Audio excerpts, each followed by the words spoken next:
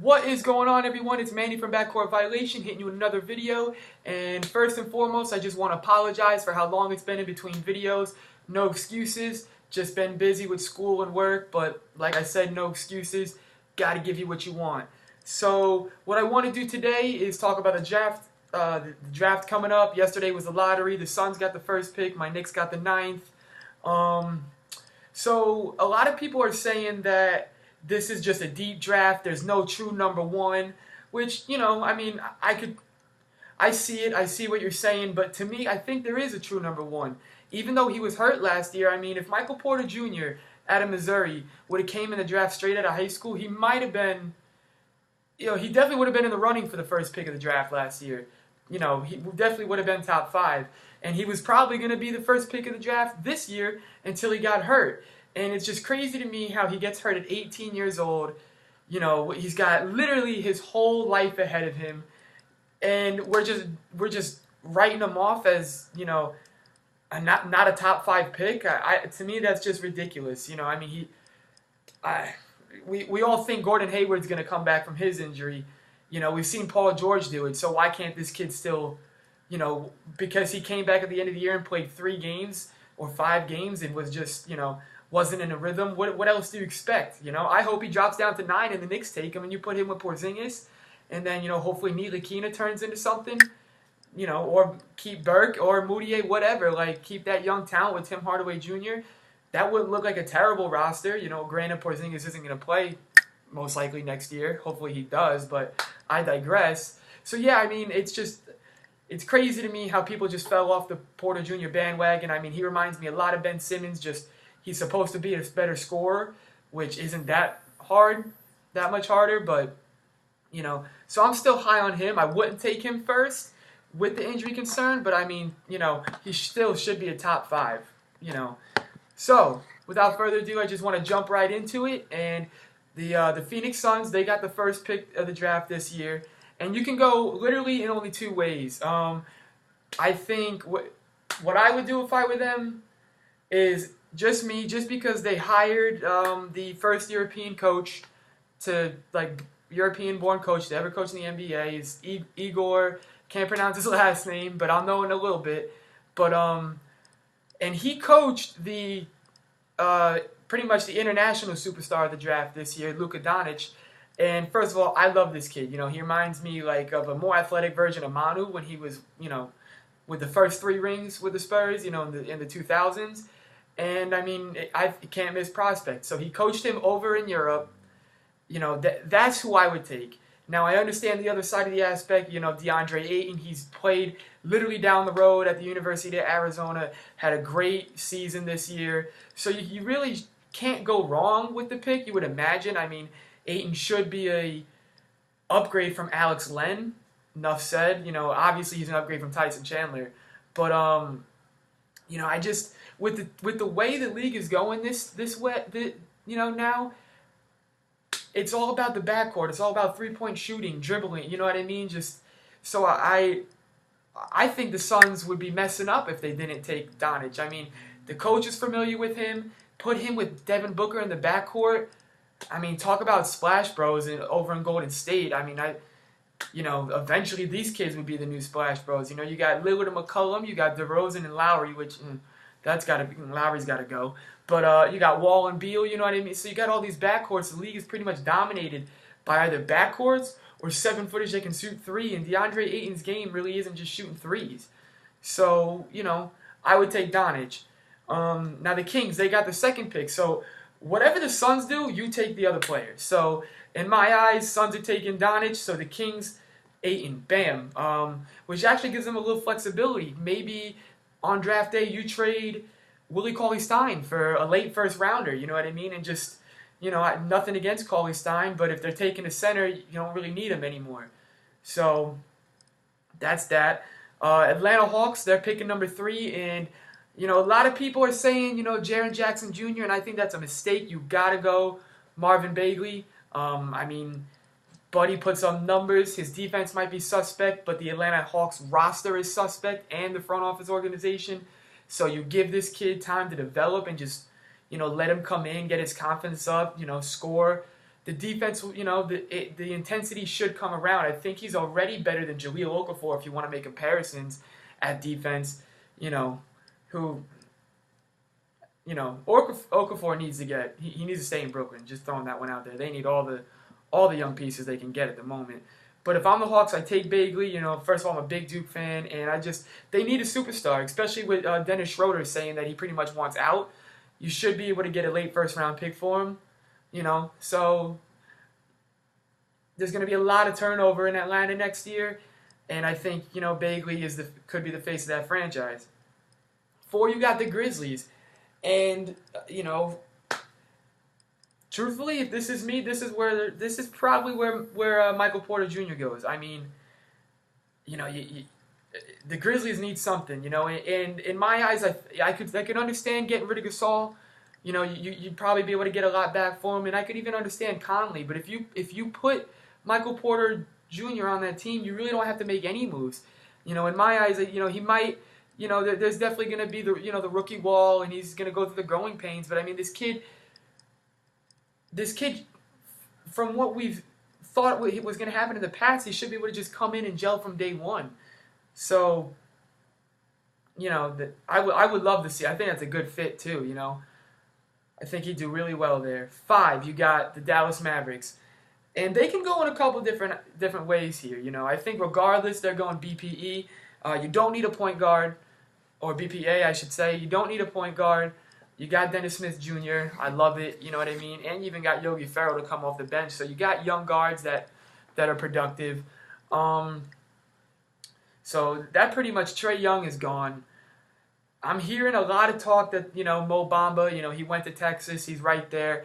I could see that happening. It wouldn't hurt if they had a nice big man. Jaren Jackson Jr. could go here, but I don't even think Jaren Jackson Jr. was the best player on his team.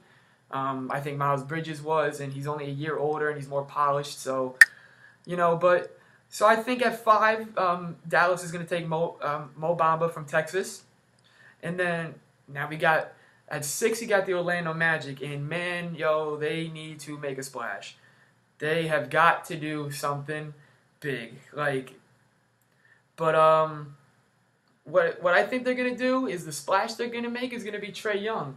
And it's just sad to say because nothing ever works out in Orlando. And I like Trae Young a lot. I do. I'm disheartened by how he ended the season and how his tournament run went.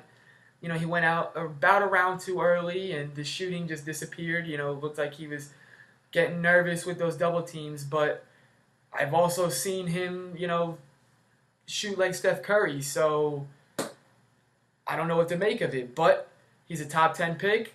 It makes sense. Orlando needs a face of the franchise. Trae Young certainly can be that.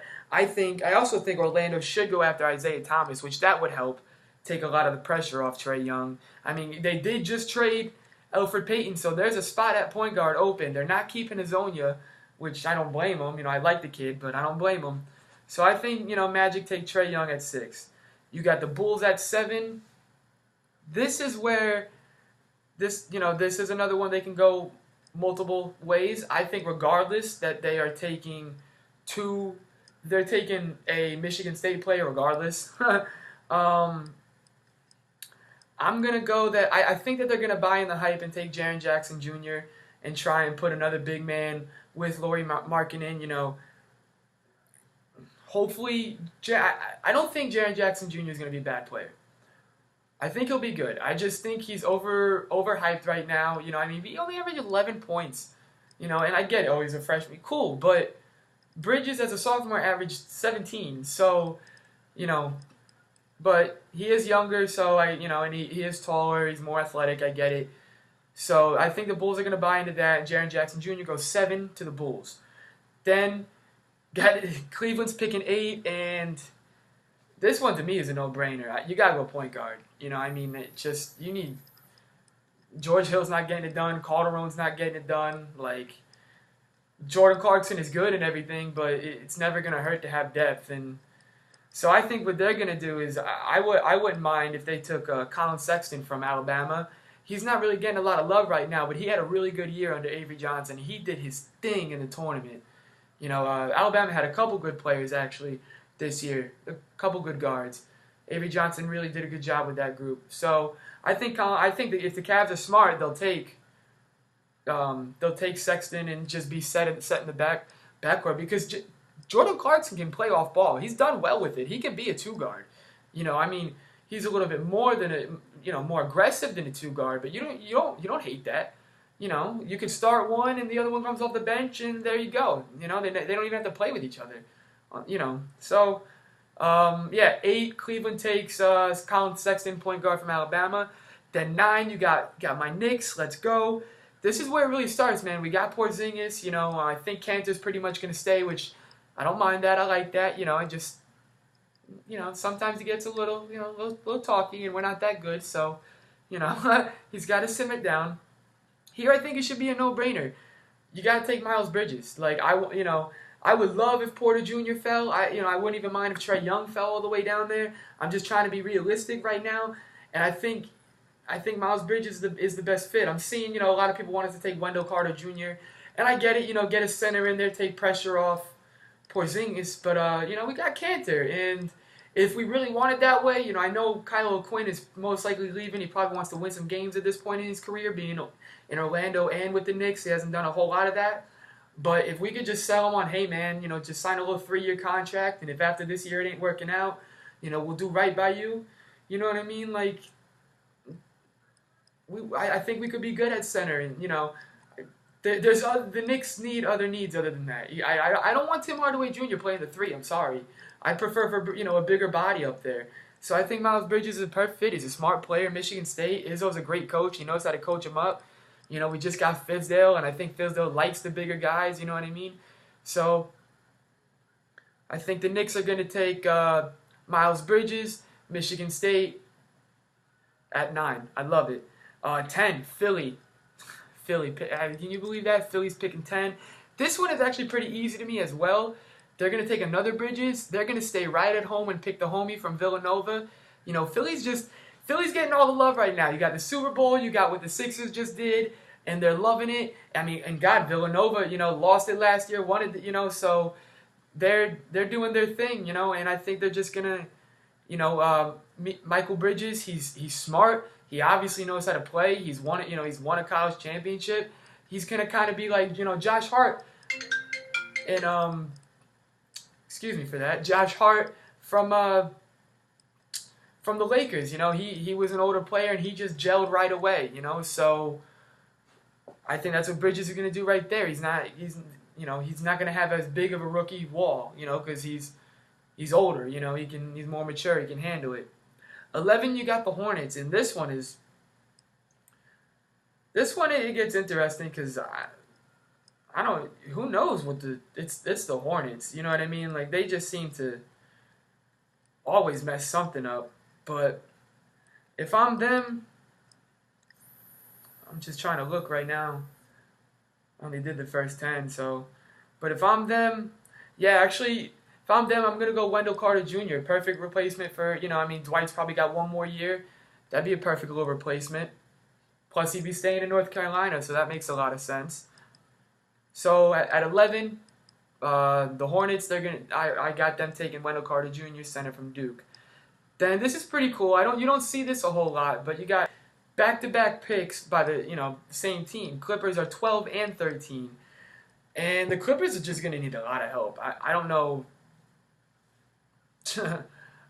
I don't know, but what I would do if I was them, I'd probably get a small forward. They've never had one, and now they got Tobias Harris, but he doesn't have a whole lot long left on his contract. So if I'm him, if I'm Doc Rivers, I'm gonna go with the 12th pick. I'm gonna go Kevin Knox from Kentucky. I like the kid a lot. He really got hot during the tournament.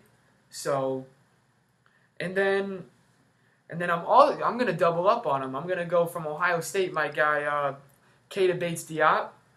Just because he could also play power forward. He's a bigger guy. He likes getting down and getting the rebounds. So that wouldn't hurt. And then you'd kind of be set, you would imagine. Then you got 14 is Denver. And I think they're going to go Lonnie Walker Jr. or Lonnie Walker the fourth, my bad, from Miami. I love this kid. He's something about him. He's got a little spark, and I like him. And Denver's got so much talent. You know what I mean? Especially at the guards, they're gonna throw one more in, and I think, it's just eventually it's got to work out with So they got a lot of contracts to pay, so it's not gonna hurt to get depth in case one of them leaves. And then you got 15 is the Wizards. The Wizards, I could see them taking, how do you pronounce it? Shai Gilgeous-Alexander, the guard from Kentucky again. You got John Wall there. There's the Kentucky connection. And this kid, 6'6" point guard, but I mean, obviously he's 6'6", and his wingspan is crazy. He's got a lot of potential to grow into his body. So hopefully he can do that. So I got the Wizards taking Alexander out of Kentucky at 15. And the last one in the lottery is 16. It's Phoenix again.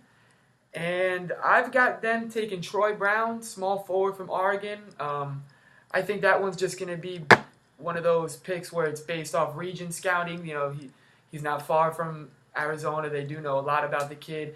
He's got a nice shot, he can rebound a little. So I think he'd be a little bit more of a project, but I think it's a decent fit. And that's it for the lottery, guys.